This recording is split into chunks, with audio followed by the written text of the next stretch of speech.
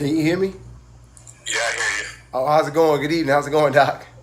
Oh, it's going good. Good, good. I didn't know. I didn't know if I didn't know if he was rolling or what was going on. Oh, no, I was getting it set up. Good, good. So at 8:30 we'll go on live. Sounds like a winner. I'm excited. It's 8:30 now, so let me get it going because I want to be respectful of your time. Certainly, certainly. Okay, good evening. Today is July the 14th. This year is flying by, halfway through the 7th month of the year. It is campaign season in Detroit.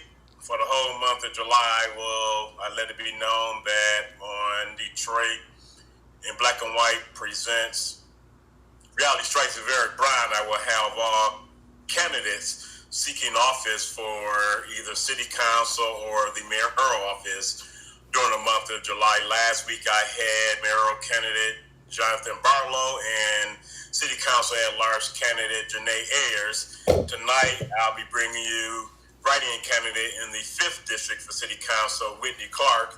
And at 9 o'clock I will have on 6th district candidate, state representative Tyrone Carter. He's currently the state representative. He's running for the 6th district for city council, city of Detroit. So I will be bringing you him at 6 o'clock. To start, good evening. How you doing, Mr. Clark? Hey, how's it going? Thank you so much for having me. I'm excited about tonight. Oh, thanks for taking time out of your busy schedule. I know it's campaign season, and I know how that could get with a lot of you all. But I want to thank you for taking the time out of your schedule to join me this evening. And at the start, I will give you the opportunity to introduce yourself to the audience and tell them who Whitney Clark is and why he's running for a seat on the city council in Detroit, Michigan. Well, thanks again for having me, Eric. Wonderful platform, and I'm really happy to see what you've got going on here. My name is Whitney Clark. I am a write-in candidate for Detroit City Council District 5, and I represent an opportunity to create a new standard of living here in our city. It is time for us to step forward with young, innovative, fresh energy. I'm a husband, I'm a father, I'm a business owner. I have a little girl and a 3-year-old that are going to be going to the schools here. So the schools are very important to me. I'm an everyday person, and I believe that it's time that everyday people step forward with common sense solutions to bring people together and solve the problems that we've been facing for many generations. And so what I want to tackle specifically is I want to tackle our schooling issues. I want to tackle our housing, and I want to do so in a creative way that protects our seniors. And so I'm excited about talking more about those things. But again, my name is Whitney Clark. I'm a write-in candidate for Detroit City Council District 5, and looking forward to sharing more of my vision. And so I'm excited about getting into that tonight. And you mentioned the school system, and that's something that's very dear to me, that I'm very passionate about, literacy and education. The Detroit News ran a piece today with the headline, Detroit mayoral hopefuls say they can no longer stand on the sidelines on education. Headline interesting, to say the least. I also find it to be rather disingenuous. And I say disingenuous from the point of the current mayor in 2013 ran on 3 agenda items that he stated, if I do not improve these 3 things, then I do not deserve to be reelected. One of those items was improving education in the city of Detroit. Other 2 was reducing crime, as well as Population. Grow the population. And I'm not excited people say some growth is growth, but the amount of growth was so minimum, and I find it amazing that they are giving him credit for growth when the growth was so minimum. But during the whole tenure of his mayoralship in Detroit, schools have been abysmal. And the schools were abysmal post-pandemic. They continue to be abysmal. Pre-pandemic, they continue to be abysmal post-pandemic.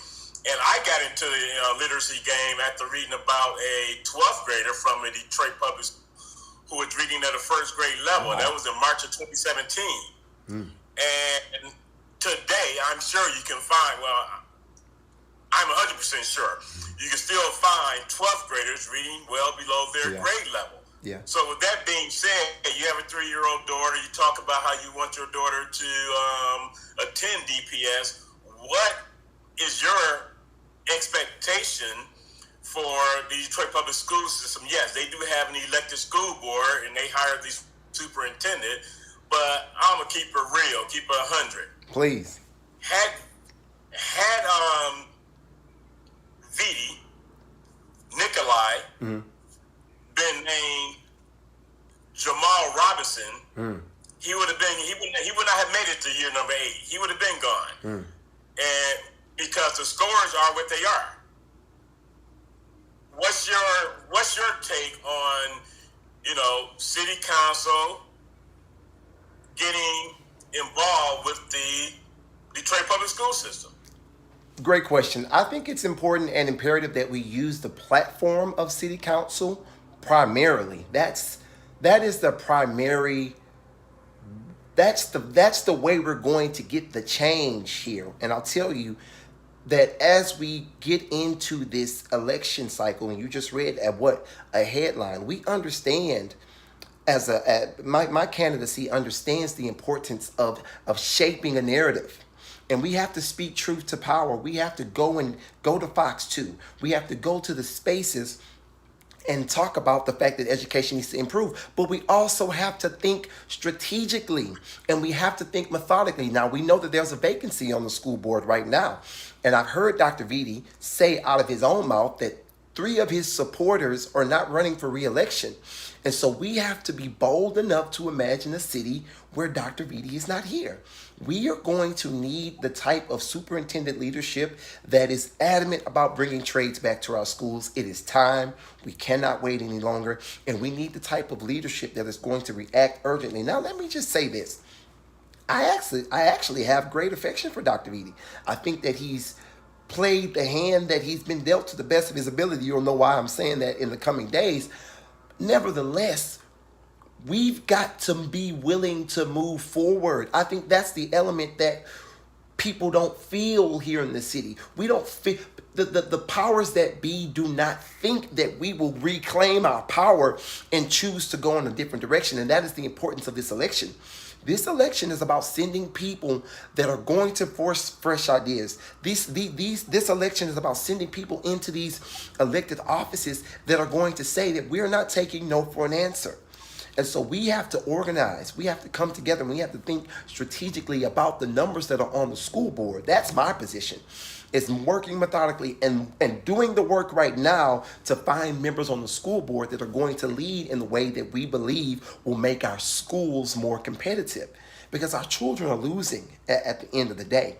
Our children are the ones that have to put up with this. And my job as city council candidate is to connect the dots. And so this is my position. And this is why I say that we should be getting involved in the schools more intimately. Why? Because we can't fill the contracts if we don't have a working class. And the argument in our chamber is that our contracts have to go outside of the city because we don't have the talent here. And so my position in city council is that what are we doing to our private sector? What are we doing to the philanthropists? What are we doing to those people who want to come in and do business? Are we insisting that they build up the type of schools and provide the type of training? Now, someone's going to say, well, we have training services. Well, we have apprenticeship programs and things of that nature. My response to that is 2 things. How old are your children and what school do they go to? Because a lot of these people that are having these conversations, they don't have children and their children don't go to our schools. That's first. And then second of all, what about the damn results? If you say that we've got a program and the program is yielding these results, then we need to what? Change the program. And I represent a leader who is not afraid to make that argument. And I hope that you see up until our point tonight. And certainly you, Mr. Eric, and our other encounters, hope you can see that I am articulate enough and sober-minded enough to make that argument and to show again how it's all connected. But at what Mr. Clark, does accountability play a factor? Because again, community business agreements, community business ordinances, there's a loophole that allows companies that want to do business in Detroit to go ahead and pay the fines because they know they're not going to get the people, so they go ahead and pay the fines up front. The Little Caesars Arena, the RFP was, built into the fact that they, some of the construction companies knew they would not be able to get the workers in the city of Detroit. They went ahead and paid the fine and built it into their RFP account. So, with that being said, they know the game. Well, my position on that, Brother Eric, is this. We have a wealth of history to build on, to go off of now. We have several contracts, several agreements. We've done our case study. And I think that this is we've got to come into city council with that information. We've seen reports that say that out of the 35 contracts that were followed, none of them met their demands. We have that information now. Now it is time to select elected leaders who have the political will to make the argument for the structural change that we need. And I'll make this argument to our voters. If we don't do it now, when on God's green earth are we going to do it? And so we have to come together. We have to coalesce. We have to ask for even more than we want so that Detroiters again can be satisfied with what they end up with. We are sick and tired of our demands not being met. And so we have to have leaders who are going to go above and beyond and pull the levers who have not been pulled before. And I think that requires someone who is articulate, sober-minded, and someone who is willing to make that bet on the Detroiter. I'm the guy.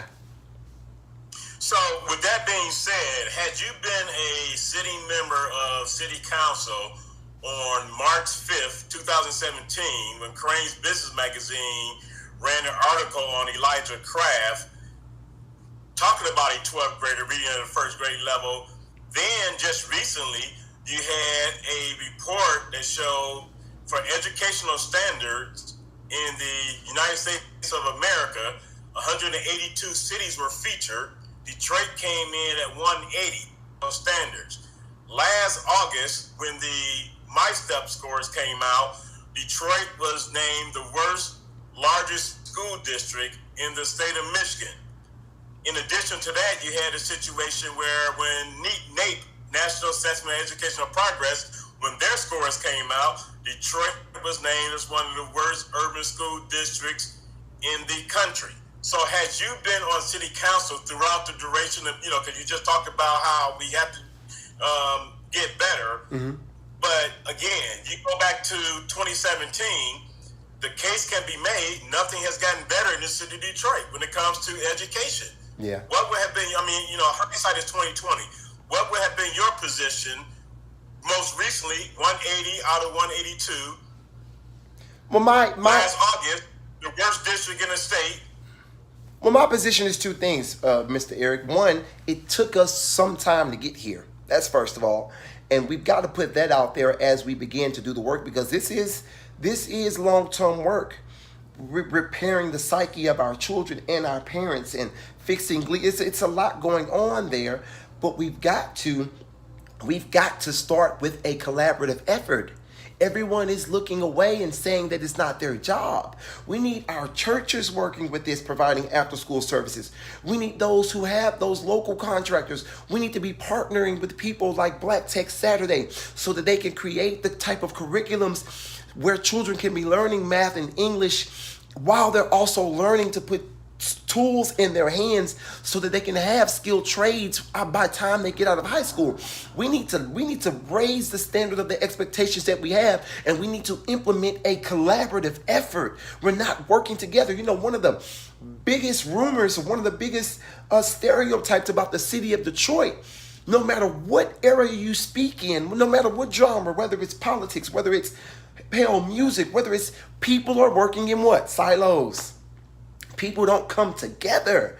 And this is got to change. And we have leaders who are running for these offices who will not take no for an answer because we are raising our children here. And this has to change, or quite frankly, the future that you all are banking on will never come to fruition. And I'll tell you why. Many people speak about the work that needs to be done, the work that needs to be done to protect our seniors, the work that needs to be done in order to fill these contracts. That requires young working families. And so we have to have the type of leadership and the type of mindset that encourages, retains, and attracts families like me. I am not ashamed to say that I am stereotypically, on paper, the person that's going to bring this city back.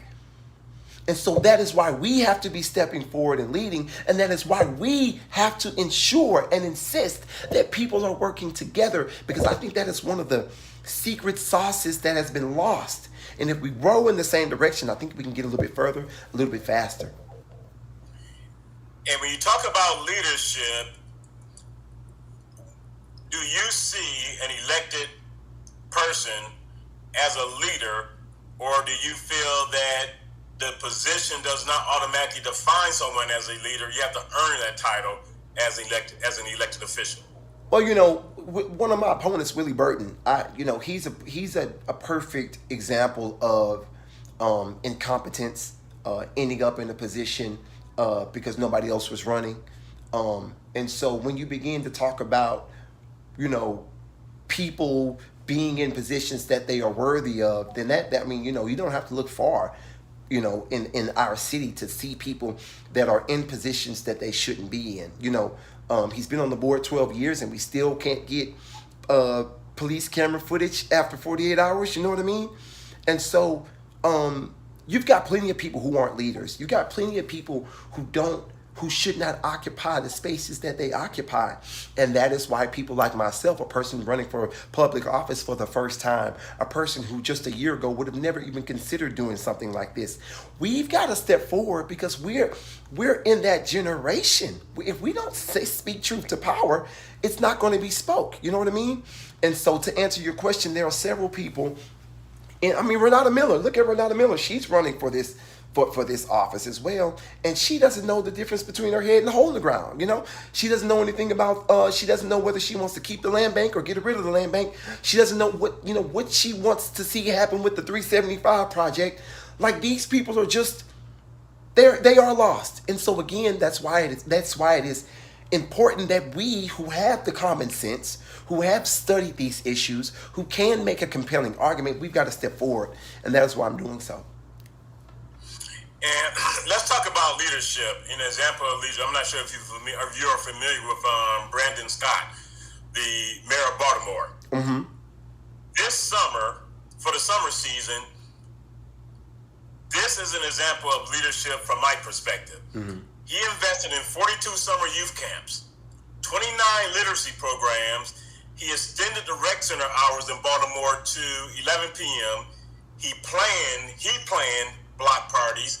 He opened up the pools for safe fun, and he also opened up several schools for summer classes. As a result of that, so far this summer season, crime has dropped 62% in Baltimore, Maryland.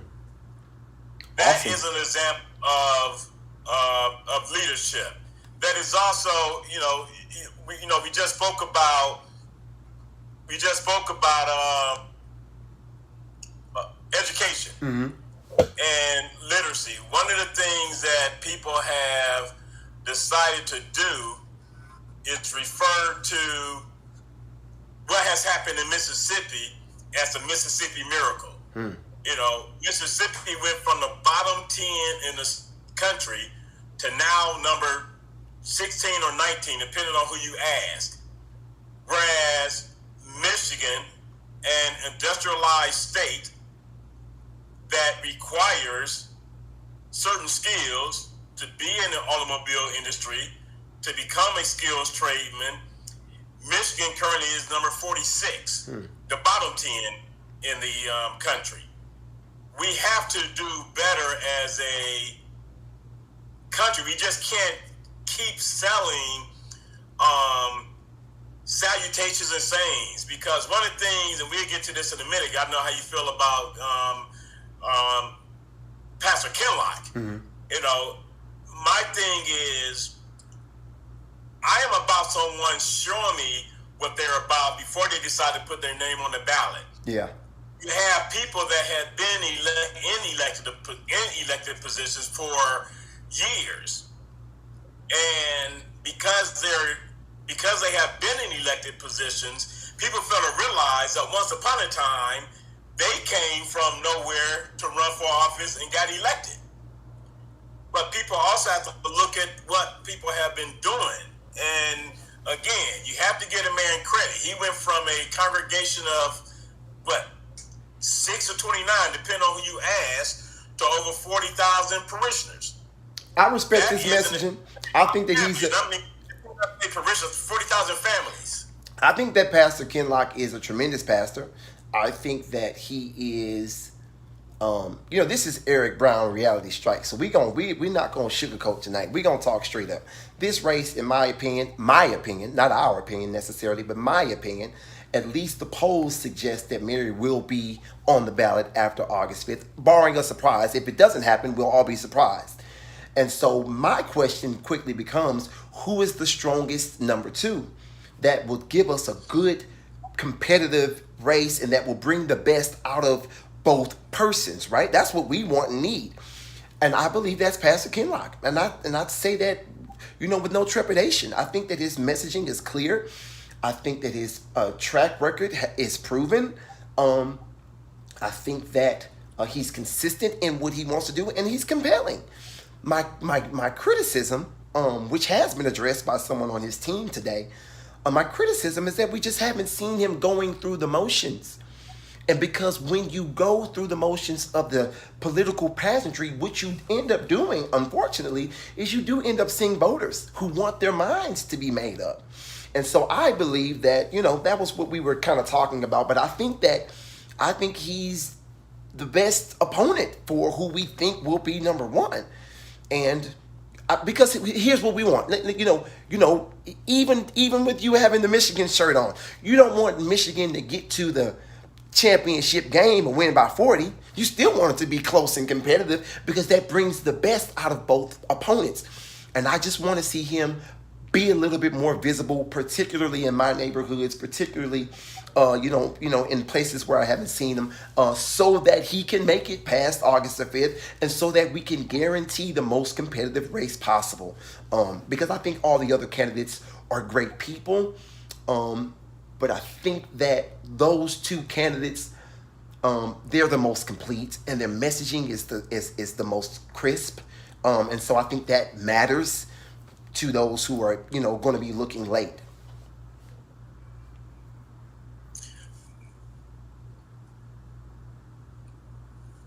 But would it surprise you to know that 12 years ago, Mayor Duggan did not do a lot of candidate forums?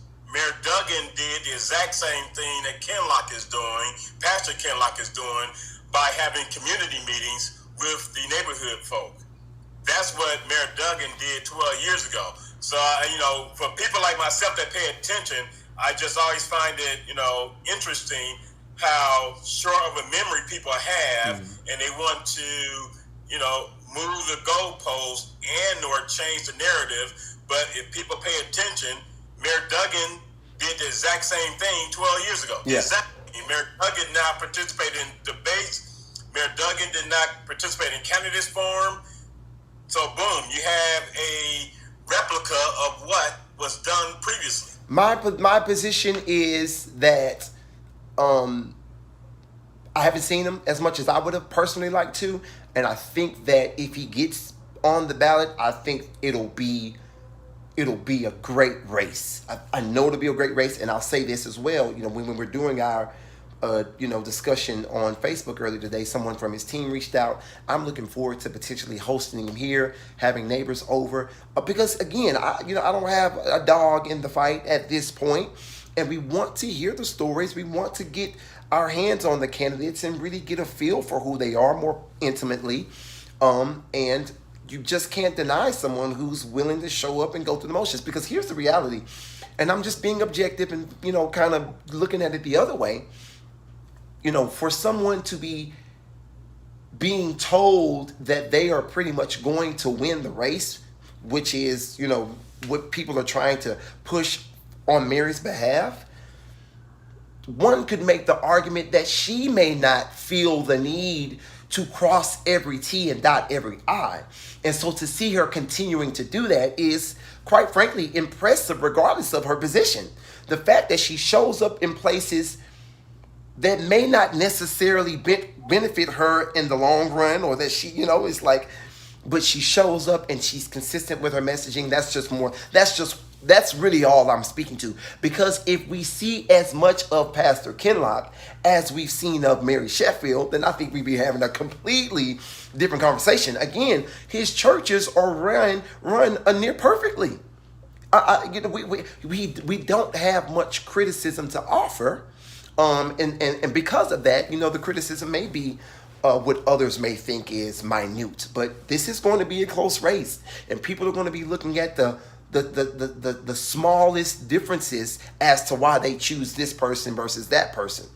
And so that's just, but I think we'll host them. I'd like to host them, and get people to meet them. I think, because ultimately that's what we want.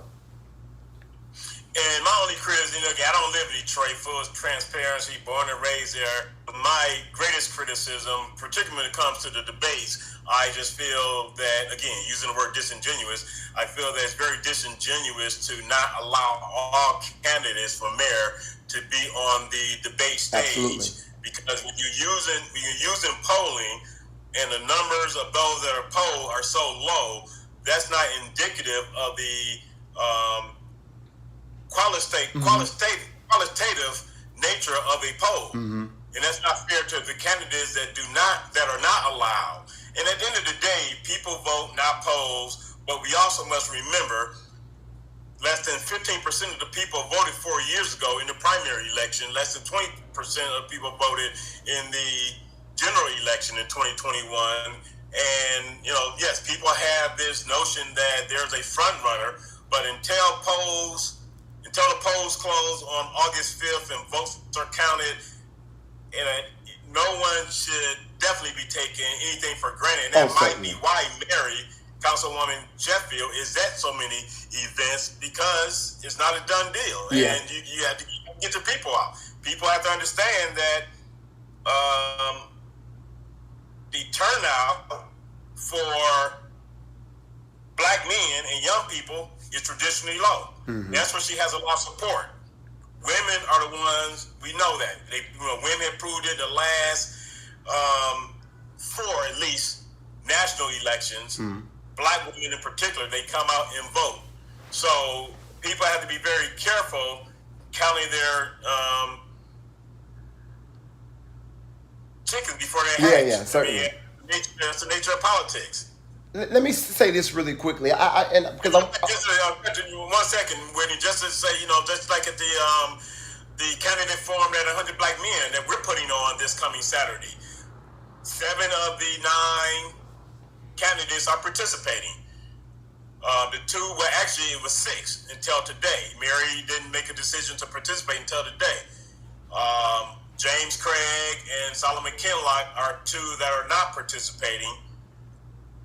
So again, people have to show up, and if they don't show up, they have other ways, I guess, of getting people to message. And again, 12 years ago, Mike Duggan was in the community, same as Solomon Kinlock. If you drive around the city, he's doing something right, because he does have a lot of signs out. Yeah, Pastor Kinlock. Yeah. Well, I'm excited. I think it's going to be a great race. I think that things are going to be good, but I am not naive to the fact that there are going to be major budget cuts. We're going to have to manage on a very frugal budget, and then people are going to be expecting the city services to improve beyond the bare minimum. There's going to be a lot going on here. And so Right. we certainly want the best candidate, the best person to win. But the council is going to be important because we are the ones that are handling the budget. We are the ones that are going to prioritize the mayor's vision. We decide what is most important by how we nip and tuck in different spaces.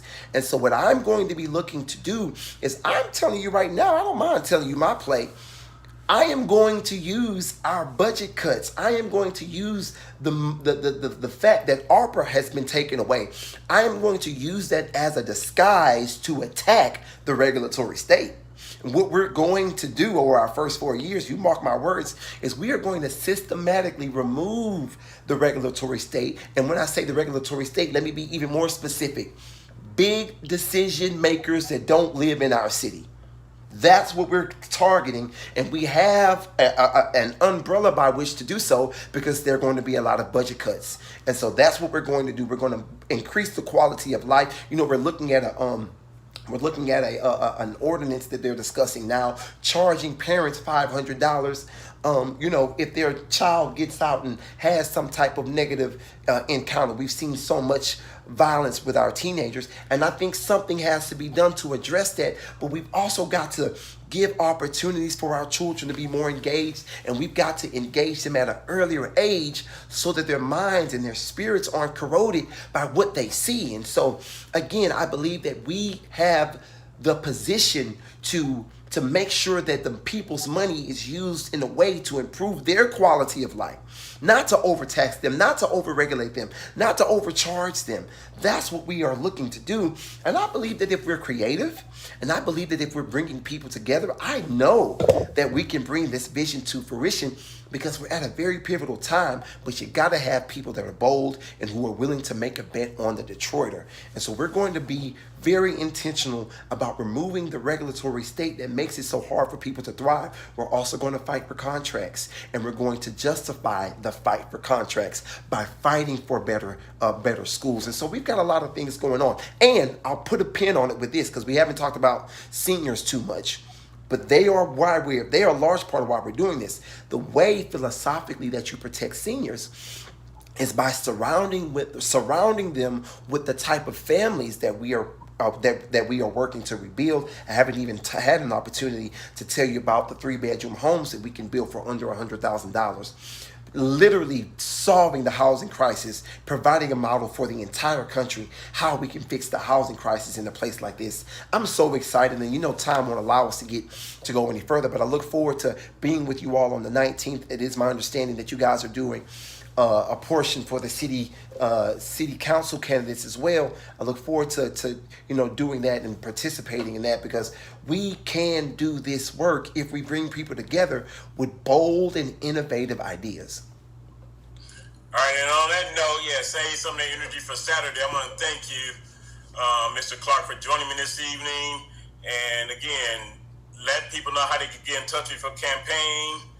Absolutely. Whitney Clark for Detroit.com. Whitney Clark, CLARKEFOR Detroit. But I really want you to put my name in YouTube and see some of the interviews. I'm going to, clip this interview and put it on mine as well, if you don't mind, because I do want people to get a feel for the temperament of the candidates and get people to hear us talk about the issues. Because if you get these candidates to get into the weeds, it won't take very long before you can see who the clearest option is. And so I like these type of opportunities where we get into the weeds. But again, Whitney Clark for Detroit.com. That's Whitney Clark, city council candidate, write-in candidate. You won't see my name. You'll have to write it in. But if you want Detroit to win on August the 5th or on your absentee ballot, write Whitney Clark with an E on the end. All right, again, thank you, Mr. Clark. Appreciate your time, and good luck on August 5th. Absolutely, buddy. Thanks again. You have a good one. Okay, you do as well. All right, Doc. All right. There you have it. Another fun interview with Eric Brown. Great time. Oh, you're still streaming. Girl, you better...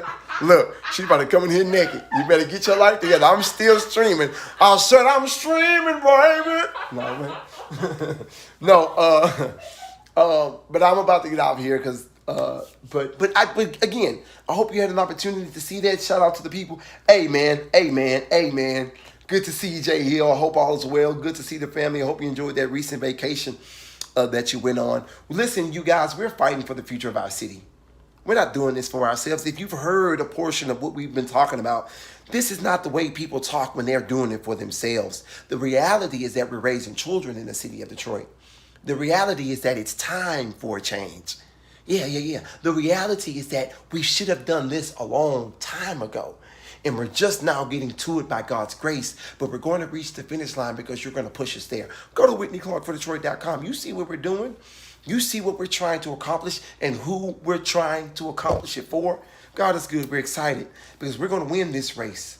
We're going to win this race because of your help and because of your support. WhitneyClarkForDetroit.com. I'm getting off of here. You guys had a great night. I enjoyed it. Special thanks to Eric Brown for having me. I hope that you guys were impressed or compelled by our conversation. We're moving forward in the upward direction because it's time. It's time. I said it's time.